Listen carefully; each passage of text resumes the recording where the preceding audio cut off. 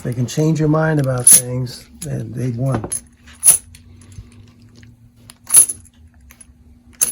Order something and I can't fill out the remainder of the balance in junk silver, I'll send them a mercury dime, a high grade one, XF or better. With this, it explains that it's not a mercury dime, it's Winged Liberty, and the whole purpose of Winged Liberty dimes was that people should protect their freedom of thought.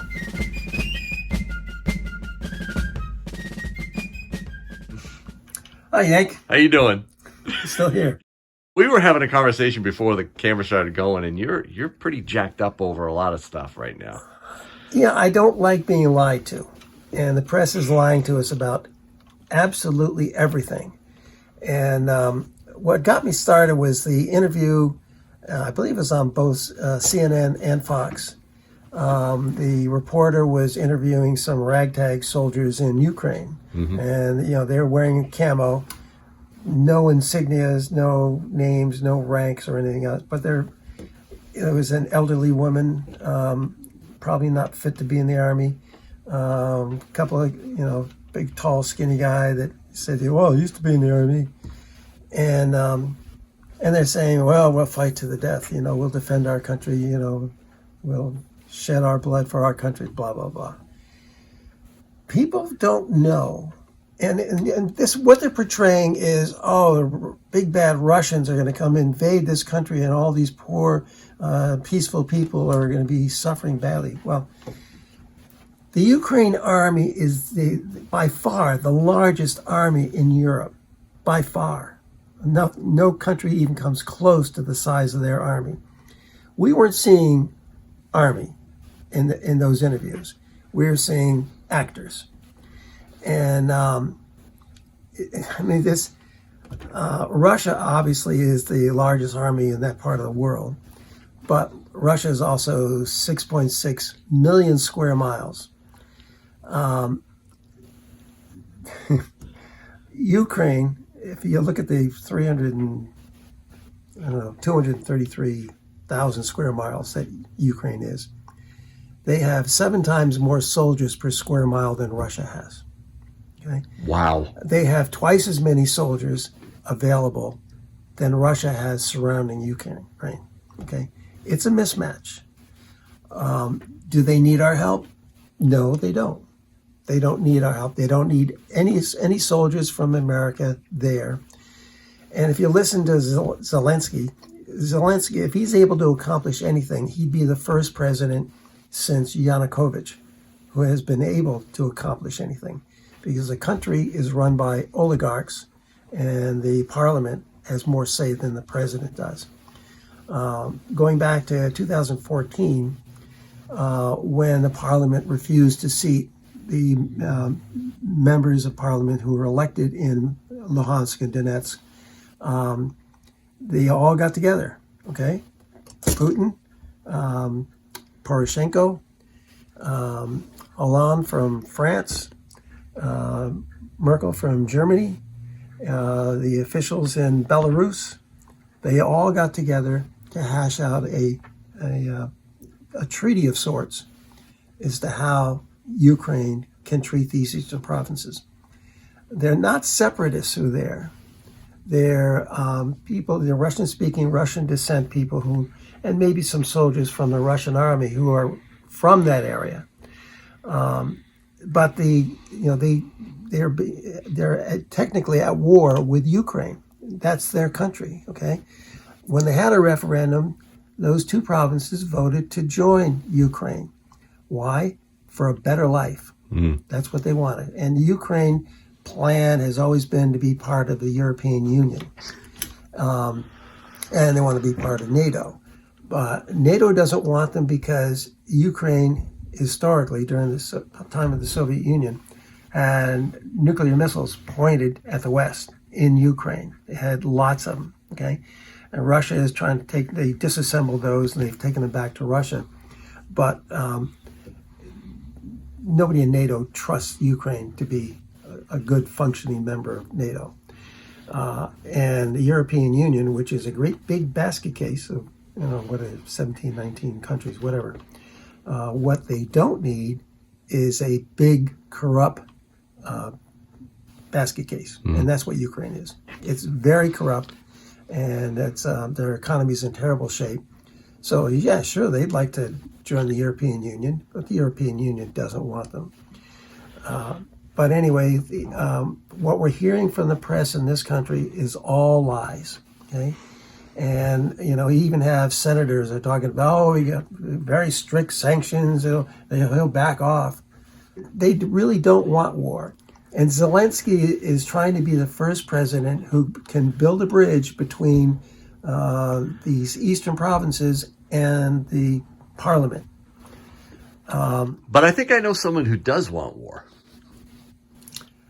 You mean the guy in the White House? Yeah. I think he wants a distraction. I think he would love to be able to show some faux strength in what would you, do you agree with me? Well, you'd have to be really simple-minded to want war. Well, there you go. And I agree. I think for some reason, the Democrats think that would bail out this presidency. And it's total nonsense. That's why, Zelensky has been telling them, please, don't overdo it. We don't need that. You're not a Russia lover or Putin lover. You have no love lost for that former KGB thug, right? I try to put things together logically. Okay.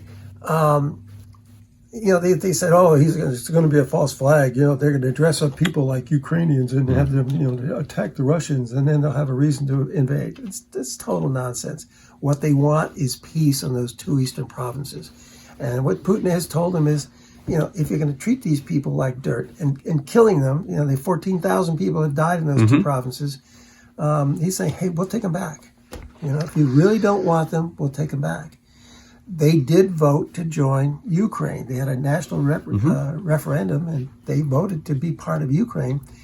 Now, the interview that I saw, the only one that made any sense was an older woman whose house had been bombed out. She was living in some sort of a tent.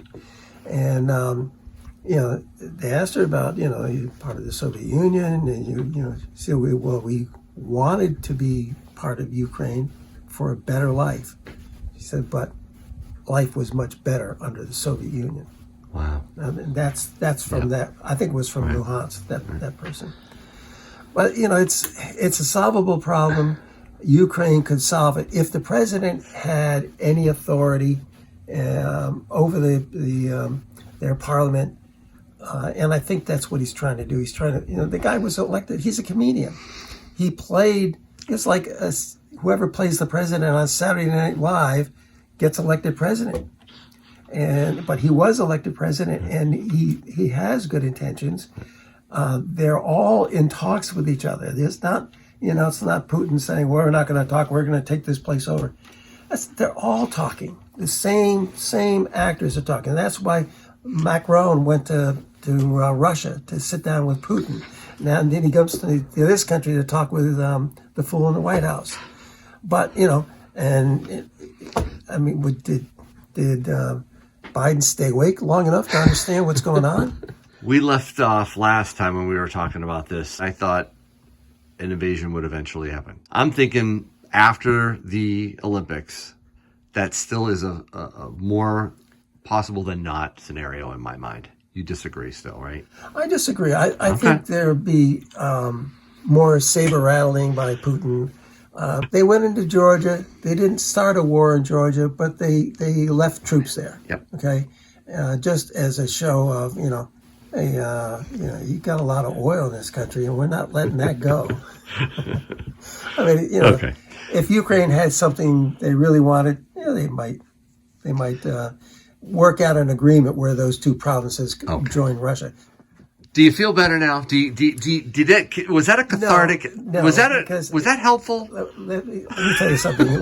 When people order things from me, people that I met through Yankee, and I try to make up the difference with junk silver or something like that. Yeah. And if there's still a little bit left over, I'll send a mercury dime in a 2x2 flip, and it says Winged Liberty Dime, 1916 to 1945. And at the bottom it says freedom of thought. That's the key, freedom of thought. If they tell you every day that, oh, Putin's going to invade Ukraine and he's going to take over the whole country. They tell you that every day, over and over again. They have these silly interviews with the ragtag soldiers out there standing in the snow with their plywood rifles. Right. You know, if they tell you every day that CBDCs are good for you, if they tell you every day a rag over your mouth are good for you, I get it. I get it. Yes. And what they've taken is your freedom of thought. Got it. Okay. People are afraid to disagree. Okay. Mm-hmm. I think what people should do is, if they're concerned about kids wearing masks in school, go to the kindergarten classes and take off the mask and see how the kid talks, because he probably will sound like he's wearing a mask.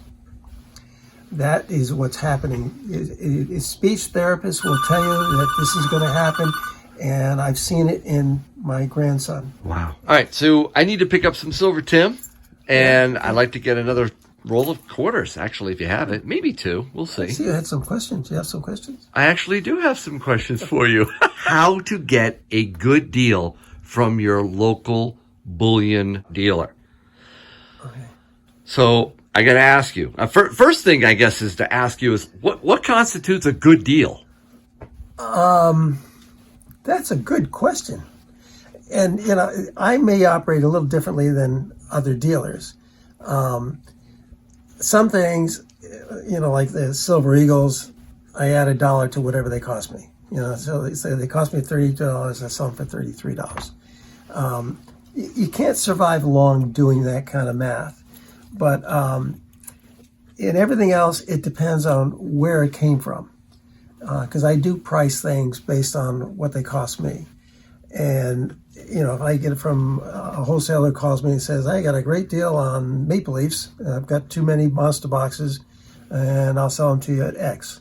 Then I get a better deal on those, so I can offer a better deal to my customers. If somebody who has been buying gold and silver for years suddenly has some high expenses they need to cover, and they bring that back to sell me, I probably will get that for less than I would pay a wholesaler, because I'm paying the wholesaler's profit for his company. So if I have to pay fewer people the profit for their operations, then I can probably sell those items for less. So walk-ins basically potentially could provide the next person with a better deal. Yeah, like the last time I was in here, we were looking at the sterling silver. Somebody had just come in and sold that. Well, Remember that? I have to buy sterling silver coins as if they're sterling silver, which we definitely pay less for that, because if nobody wants those. But regardless of it being sterling, if it was something. Yeah, but sterling ends up at a refinery. Right. That's why. Okay. And if it ends up at a refinery, they pay less for it, because it's a more expensive process to extract silver out of sterling than it is out of 999. I get that, but if it was just, say, an Eagle versus your wholesaler. If I buy something, off the street, it's definitely going to be less, but I pay over spot for everything. If it's gold and silver, I definitely will pay over spot. Not everybody does that. Not every dealer does that. I don't know how other dealers do it, but I consider it a bonus if somebody brings something back to sell me, because I have a market for it. Cool. So a good tip might be, if you happen to be in here and somebody's selling something and you find it of interest after they leave, you might buy it, right? I like those ounces from Mexico.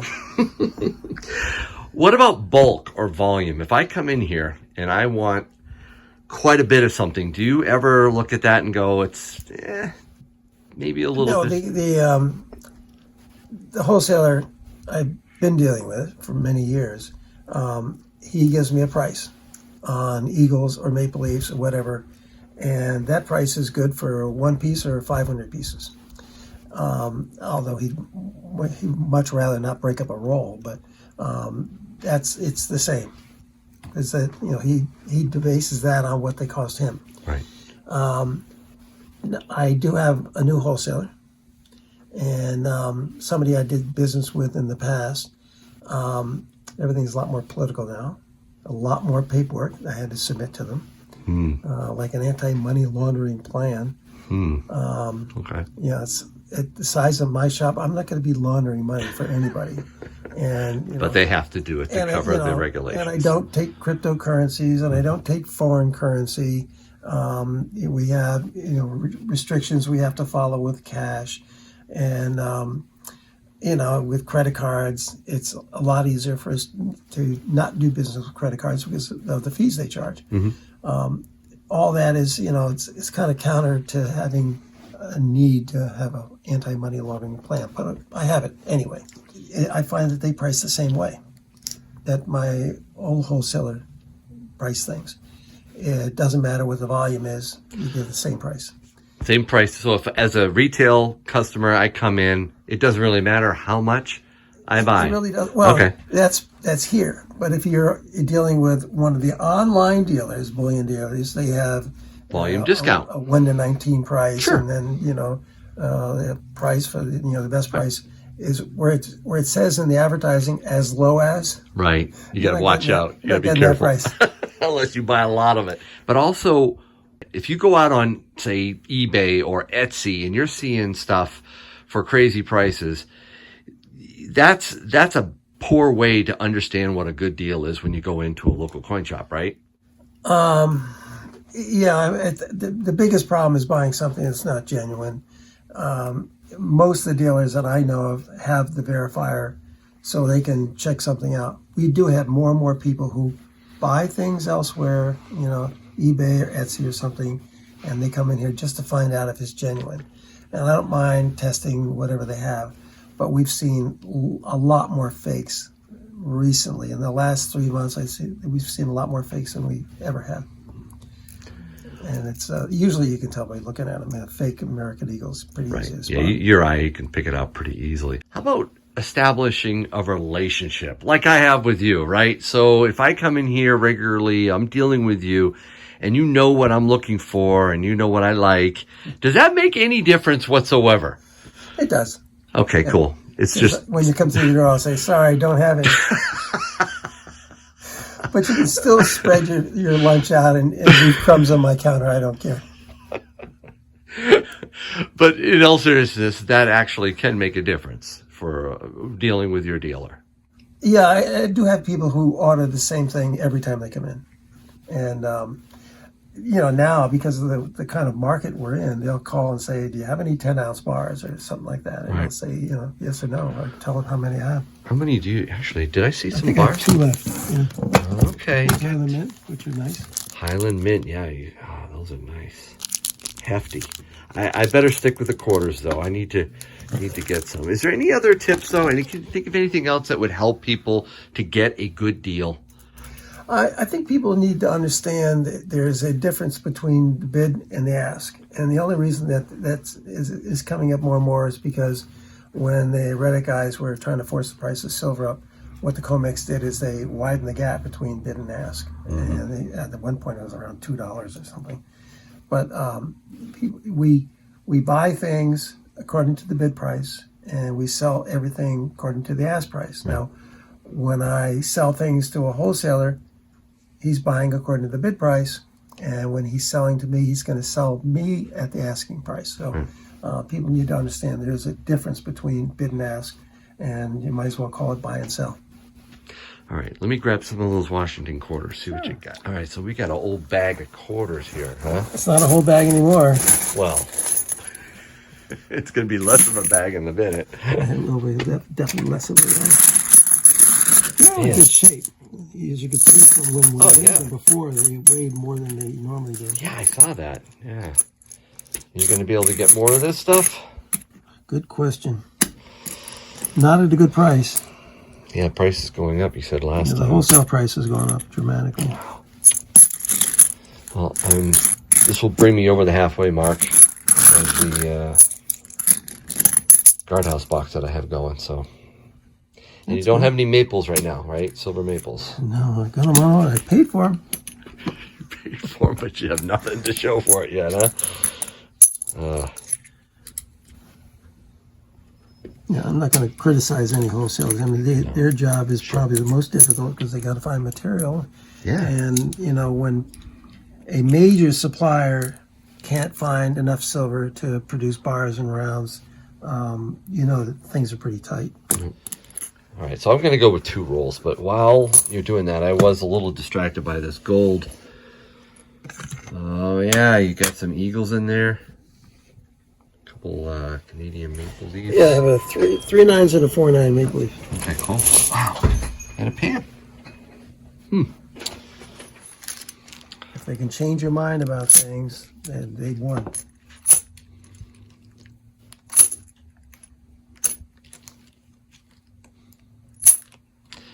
Yeah, I don't trust the media. I really don't. Sad. Sad that we can't. Those days are gone.